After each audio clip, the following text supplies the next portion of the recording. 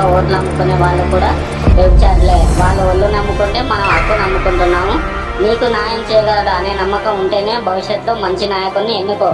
నిత్యావసర ధరలు, నిరుద్యోగం, పేదరికం, ప్రకృతిని కార్పొరేట్ సంస్థలకు తొత్తులుగా మారని వాడు, కులపిచ్చి మత పిచ్చి లేని వాడిని దేశాభివృద్ధి వైపు నడిపించే నాయకుడిని ఓటర్ల నీ 5 ఏళ్ల జీవితం నీ చేతిలోనే ఉంది. నీ పిల్లల ఎదుగుదల కోసం ప్రజల మధ్య ఉండి ప్రజల సమస్యల ముందుండి నడిపించగలిగే నాయకుడిని ఎన్నుకొని నీ హక్కుకై కాపాడుకో. నీ హక్కుకై పోరాడు. రాబోయే రోజుల్లో భారత రాజ్యాంగం కాపాడేవాడు, రాజ్యాంగం చెప్పినట్టు వినేవాడిని ఎన్నుకో. నీ దేశ రాజ్యాంగాన్ని మారిస్తే నీ దేశ మానవ జాతి అంతమైనట్టు లెక్క. ఆడవాళ్లపై దాడులు జరుగుతున్న స్పందించని దేశ నాయకుల మనకు కావాల్సింది. కొన్ని తరాల నుంచి మనిషిని మానవత్వంతో చూడని భారతదేశంలో అదే చరిత్రను మళ్ళీ తిరగరాయడానికి నీ దగ్గరికి వస్తున్నాడు. జాగ్రత్త.